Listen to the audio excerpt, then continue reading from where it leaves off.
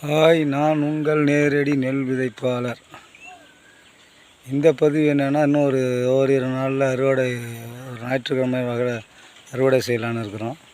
ஃபுல்லாக நெல் பழுத்துருச்சு. இதிலே இது ஒரு பகுதி, இன்னொரு பகுதி இதோ இருக்குது. அந்த பகுதியும் அறுவடை ஆக போகுது. ஏற்கனவே வீடியோ போட்டு அந்த பகுதியாக இருக்குது, அதுவும் ஒரு நாளைக்கு அறுவடை ஆக போகுது.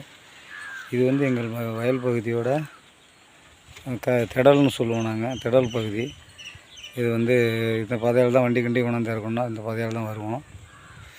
இப்போ அறுவடை முடிய போகிற தருவாயில் இருக்குது.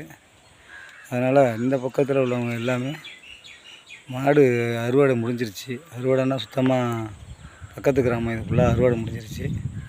அறுவடை முடிஞ்சதுனால மாடுலாம் அதிகமாக இல்லை. ஃபுல்லாக இந்த பக்கம் பயிர் உளுந்து விதைக்காதனால, லேட்டாக இருந்ததுனால எல்லாமே சும்மா வெறும் அறுவடை முடிஞ்சு வைக்கல தெரிச்சிட்டு வயல்லாம் சும்மா தான் வயலில் உடைய கிடக்கு. இதில் ஃபுல்லாக மாடு, எங்கே பார்த்தாலும் மாடு வந்திருக்கு பாருங்க. அதனால் மாடு பார்க்குறதுக்காக நாங்கள் இங்கே நிற்கிறோம் பாருங்க. இது எந்த அளவுக்கு எட்டின தூரம் வெறும் ஒரு 3 கிலோமீட்டருக்கு வெறும் வயலாக தான் இருக்கும் பாருங்கள். ஒரு 3 கிலோமீட்டர் அளவுக்கு இருக்கும். இந்த இடம் திருவாரூரோட தொடர வரைக்கும் வெறும் வயலாக தான் இருக்கும். டெல்டா பகுதியில் எங்கேயும் நீங்கள் பார்த்தீங்கன்னா எட்டின தூரம் நெல் வயலாகவே இருக்கும். அதுதான் ஒரு பெரிய சிறப்பம்சம் டெல்டா பகுதியில். அந்த அளவுக்கு வெறும் இந்த இடம் வேறு எந்த பகுதியுமே இருக்காது, நெல் வயலாகவே இருக்கும் பாருங்கள். அதுக்கப்புறம் இந்த இடத்துல ஒரு பெரிய அருமையான ஆலமரம் இருக்குது பாருங்கள். ஆலமரம்னா இது குறைஞ்சது எனக்கே 48 வயசு ஆகுது. இது ஒரு 50 வருஷத்துக்கு மேலே இருக்கும் இந்த ஆலமரம். இதே சைஸ் தான் இருக்குது. அருமையான ஆலமரம் பாருங்கள். இவ்வளோ பெருசு ஆலமரத்தை பாருங்கள். இந்த ஆலமரத்துக்கு கீழே தான் உட்காந்துருப்போம். வெயில் நேரத்தில் உட்காந்துருப்போம். இதுக்கிட்ட ஒரு 5-6 பனைமரமும் இருக்குது.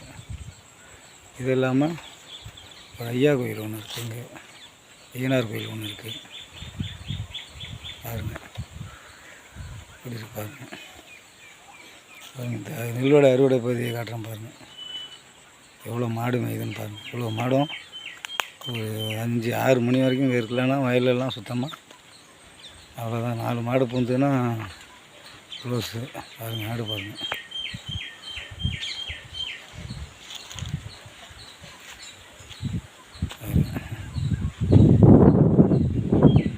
பாருங்கள். இந்த வீடியோவை லைக் பண்ணுங்கள், ஷேர் பண்ணுங்கள், கமெண்ட் பண்ணுங்கள்.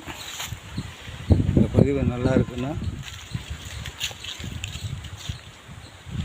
நான் நேரடி நெல் விதைப்பாளர். நேரடி நெல் விதைப்பு பண்ணுங்கிறவங்க கமாண்டில் நம்பர் போடுறேன், ஃபோன் பண்ணுங்கள்.